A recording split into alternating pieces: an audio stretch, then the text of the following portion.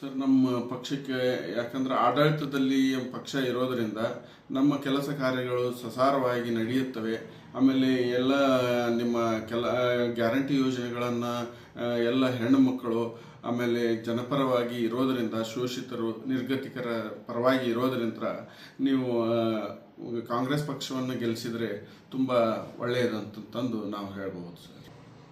Sir, ಅನುಕಂಪನೂ ಇದೆ, ಆಮೇಲೆ ಕೆಲಸನೂ ಮಾಡ್ತಾ ಇದೆ. ಸುಮಾರು ಎಷ್ಟೋ ಇತಿಹಾಸವಿದೆ ಕಾಂಗ್ರೆಸ್ ಪಕ್ಷಕ್ಕೆ.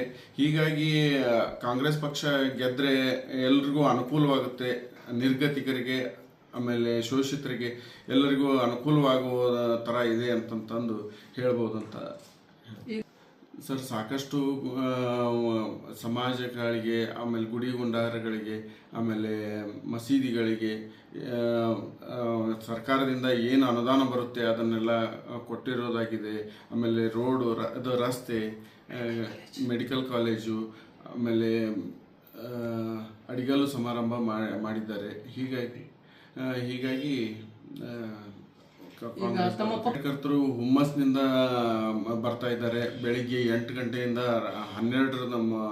ಮಧ್ಯಾಹ್ನ 12ರವರೆಗೂ ಪ್ರಚಾರ ಮಾಡೋದಿದೆ ಅಂತಂದಮೇಲೆ ಎಲ್ಲರೂ ಬಿಸಿಲು ಅನ್ನೋದೇ ಏನು ಅನ್ನೋದೇ ಹೆಣ್ಮಕ್ಳಾಗಲಿ ಗಂಡು ಮಕ್ಕಳಾಗಲಿ ಎಲ್ಲರೂ ಉತ್ಸಾಹದಿಂದ ಕೆಲಸವನ್ನು ಮಾಡ್ತಿದ್ದಾರೆ. ಆಮೇಲೆ ಹಿರಿಯರು ಮುಖಂಡರಾದ ನಂಜನಮಠ ಸಾಹೇಬರು, ನಾಗರಾಜ್ ಹದ್ಲಿ ಅವರು, ಆಮೇಲೆ ತಪ್ಪಶೆಟ್ಟಿ ಸಾಹೇಬರು, ರಾಜು ಅಣ್ಣ ಮನಿಕೇರಿಯವರು, ಇವರೆಲ್ಲ ಉತ್ಸಾಹದಿಂದ ಎಲ್ಲರೂ ತಮ್ಮ ಕೆಲಸಗಳನ್ನು ಭಾರಿ ಪ್ರೀತಿಯಿಂದ ಮಾಡ್ತಾ ಇದ್ದಾರೆ.